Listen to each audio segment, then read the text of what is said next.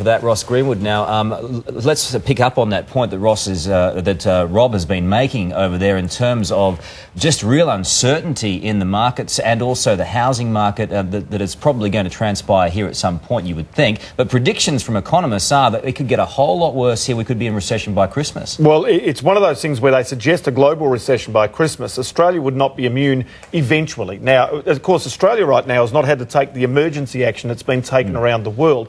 You heard Rob there say that, of course, the US government has come in to guarantee investors' money in the banks. The same thing has happened right across Europe, whereas here, of course, that measure has not been taken by the government at this stage. So that suggests that they still believe that the banking system is strong enough on its own not to need the support of government. We haven't seen the big bailouts that we've seen in the UK, for example. That's largely because the banks here are so strong at the moment because of the amount of money they've made through the resources boom that we've had over the last little while. This is a very good point, and people need to be aware that I saw an interesting point coming out of Europe today that everyone's going, well, why should we bail out the banks? The interesting thing about that is that if you don't bail out some of the banks, then you're going to lose some banks, and you could end up with one or two of the strongest. Well, and therefore a lack of competition. And that is the issue. So there's a lack of competition and a lack of lending. So therefore, as a result, anybody who wants to get a loan is beholden to those banks' terms and conditions. What you want is still to have long-term, a vibrant banking system. But do bear in mind